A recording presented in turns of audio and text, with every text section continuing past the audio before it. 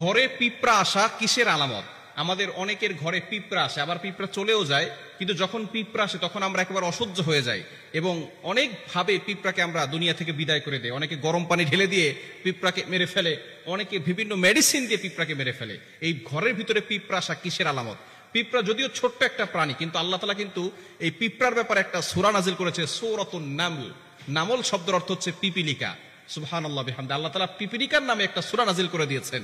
এবং সুলাইমান আলাইহিস সালাম যখন তিনি বাচ্চা ছিলেন তখন এই পিপিলিকার একটা ঘটনা আল্লাহ কোরআনে বলে দিয়েছেন। কোরআন খুলেন 19 নম্বর পারা 17 নম্বর পৃষ্ঠার 2-3 নম্বর লাইন, সূরাতুন নামলের 18-19 নম্বর আয়াতে আল্লাহ বলছেন, হাত্তা ইদা আতাউ আলা ওয়াদিন নাম ক্বালাত নামলাতু ইয়া আইয়ুহান নামলু দুখুলু মাসাকিনাকুম লা ইয়াহতিমান্নাকুম সুলাইমান ওয়া জুনুদুহু ওয়া হুম লা ইয়াশউরুন। সুলাইমান আলাইহিস সালামকে আল্লাহ তাআলা একটা সিংহাসন দিয়েছিলেন। এই সিংহাসন দিয়ে সুলাইমান আলাইহিস সালাম সব জায়গায় যেতে পারতেন এবং সকল প্রাণীর কথা তিনি শুনতে পারতেন। সুবহানাল্লাহ। একজন বাচ্চা পৃথিবীতে এমন ছিল যিনি সারা পৃথিবীর সকল প্রাণীদের ভাষাও বুঝতেন এবং সারা পৃথিবী শাসন করেছেন। তিনি ছিলেন হযরত সুলাইমান আলাইহিস সালাম। এই সুলাইমান আলাইহিস সালাম তার এই দলবল নিয়ে সেখান থেকে যাচ্ছিলেন এক রাস্তা দিয়ে।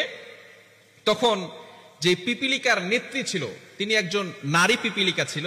এই নারী পিপিলিকা তার সকল পিপিলিকা বাহিনীকে বলছিল, ক্বালাত নামলাতু ইয়া আইয়ুহান নামলু দুখুলু মাসাকিনাকুম লা ইয়াহতিমান্নাকুম সুলাইমান ওয়া জুনুদুহু ওয়া হুম লা ইয়াশউরুন।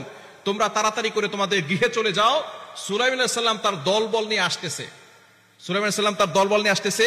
তাদের অজান্তেই তাদের পায়ের আঘাতে আমরা কিন্তু পিষ্ট হয়ে যেতে পারি। তাড়াতাড়ি সুলাইমান আলাইহিস সালামের দলবল আসার আগেই তোমরা তাড়াতাড়ি ভিতরে চলে যাও।